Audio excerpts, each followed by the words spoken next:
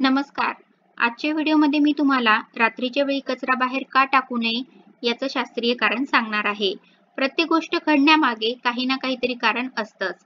ते कारण समजून घेणारी लोक प्रत्येक कृतीचा तात्विकदृष्ट्या विचार करतात. तर ज्यांना काही समजून उमजून न घेता कृती करायची सवय असते, ते लोक छोट्या छोट्या कृतींना शास्त्राचं लेबल चिटकून मोकळे होतात. परंतु तसं करणं योग्य नाही. कारण आजवर आपल्याला पडले नाहीत एवढे प्रश्न आजकालच्या पिढीला बालवयातच पडतात. आणि त्यांना नुसतं शास्त्र असतं ते असं सांगून भागत नाही. त्यांचं समाधान होईल असं उत्तर त्यांना द्यावं लागतं. तर आपल्याला त्याची उकल करून सांगता यायला हवी. त्यासाठी जाणून घ्या काही सोप्या गोष्टींचा मतित अर्थ. रात्री केर कचरा बाहेर टाकू नये. आपली आई, आजी आपल्याला अगदी लहानपणीपासून सांगत आले आहे की रात्रीच्या वेळी कधीही घर झाडू नये आणि केर कचरा घराबाहेर टाकू नये. पण यामागचं खरं कारण काय आहे? तर यामागचं खरं कारण आहे की त्यामुळे मौल्यवान वस्तू केरामध्ये जाण्याची शक्यता असते.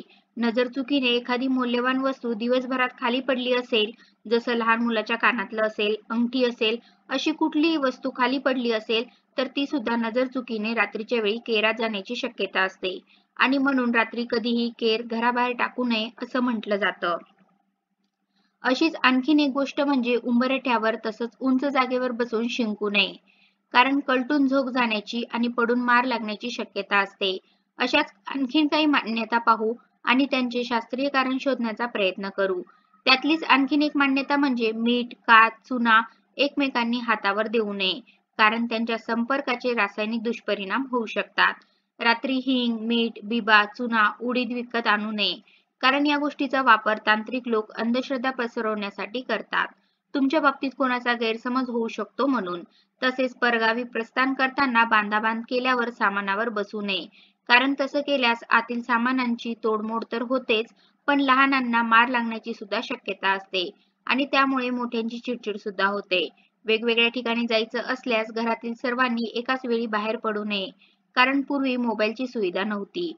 काही निरोप द्यायचे असल्यास किंवा काही सामान विसरल्यास संबंधित व्यक्तीला घरी परतणं अवघड होत असे. आता आणखीन एक टिपिकल गोष्ट जी प्रत्येक घरात होते. निरोप घेताना जातो ऐवजी येतो म्हणावं.